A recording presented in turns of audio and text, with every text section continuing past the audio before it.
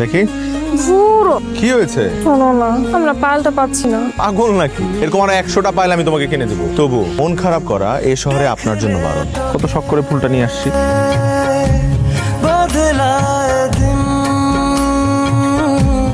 বাবা কল করেছিল, বলছে একটু শ্রীমঙ্গলে যেতে, অনেকদিন দেখা হয় না, যেতেই হবে। আমি মিস করবো। শুনো না তো বলতে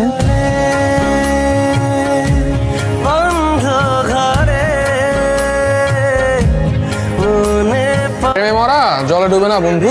এখন এই নাটক মাটক বাদ দিয়া বল যে আমরা কোথায় যাইতেছি। হিয়ার বাসা, মানে আমরা হিয়ার বাসার আশেপাশেই আছি। কেমনে মামা, তোর কাছে অ্যাড্রেস ছিল? হ্যাঁ, হিয়ার বাসার রুমমেট ঈশা, ওর বেস্টি। ও জানতো? ও হিয়া আবার জানে না তো? না না না, চল।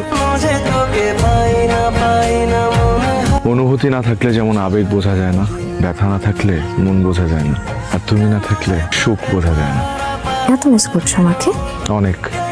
আমি তোমার কাছেই থাকি। আরো কাছে, এত কাছেই যে চোখ মেলে তাকালেই আমি তোমাকে দেখতে পাবো। আমি তোমার বাসার সামনের গলিতে।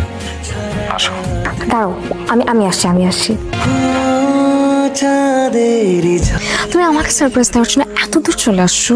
আচ্ছা, তুমি আমার বাসা কিভাবে চিনলা? বলো কিছু। ওদিকটা চলো।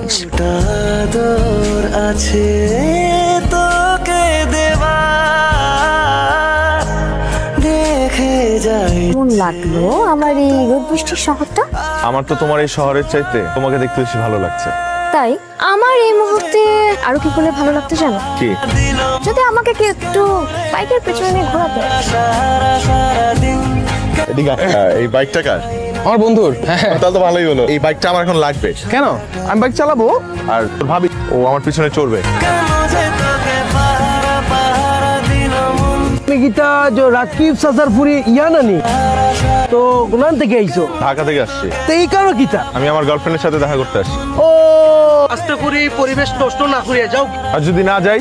এই বেটা না গেলে বেটা একদম। তুমি না প্লিজ চলে যাও। হ্যাঁ, আমি এত দূর থেকে আসছি তোমার সাথে দেখা করার জন্য, আমি এখনই চলে যাবো। ঝামেলা চাই না প্লিজ। আচ্ছা ঠিক আছে।